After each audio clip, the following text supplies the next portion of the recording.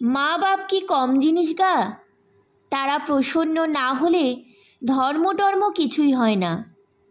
চৈতন্যদেব তো প্রেমে উন্মত্ত।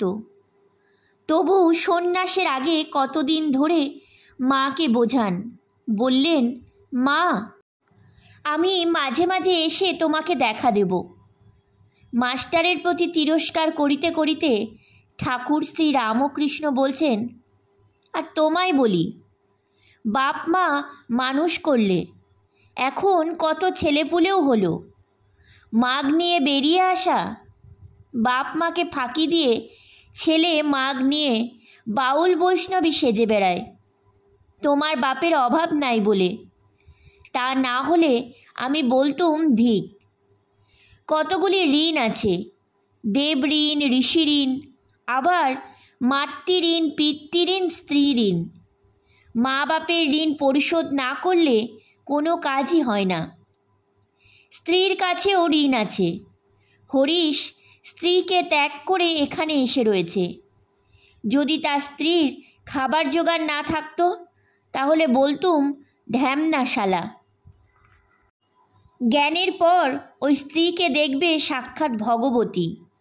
চণ্ডীতে আছে, যা দেবী সর্বভূতেষু মাতৃরূপেণ সংস্থিতা। তিনিই মা হয়েছেন। যত স্ত্রী দেখো সব তিনিই। আমি তাই বিন্দেকে কিছু বলতে পারি না। কেউ কেউ শোলক ঝাড়ে, লম্বা লম্বা কথা কয়, কিন্তু ব্যবহার আর এক রকম। রামপ্রসন্ন ওই ঠক যোগীর কিসের আফিম আর দুধের জোগাড় হয় এই করে করে বেড়াচ্ছে। আবার বলে মনুতে সাধু সেবায় কথা আছে, এদিকে বুড়ো মা খেতে পায় না, নিজে হাট বাজার করতে যায়, এমনি রাগ হয়? তবে একটি কথা আছে, যদি প্রেমে উন্মাদ হয় তাহলে কে বা বাপ, কে বা মা, কে বা স্ত্রী? ঈশ্বরকে এত ভালোবাসা যে পাগলের মতো হয়ে গেছে। তার কিছুই কর্তব্য নয়, সব ঋণ থেকে মুক্ত। প্রেমোন্মাদ কীরকম? সে অবস্থা হলে জগৎ ভুলে যায়। নিজের দেহ যে এত প্রিয় জিনিস তাও ভুল হয়ে যায়। চৈতন্যদেবের হয়েছিল।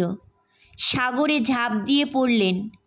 ক্ষুধা নাই, তৃষ্ণা নাই, নিদ্রা নাই, শরীর বলে বোধই নাই। ঠাকুর হা চৈতন্য বলিয়া উঠিলেন। চৈতন্য কিনা অখণ্ড চৈতন্য? বৈষ্ণব চরণ বলতো, গৌরাঙ্গ এই অখণ্ড চৈতন্যের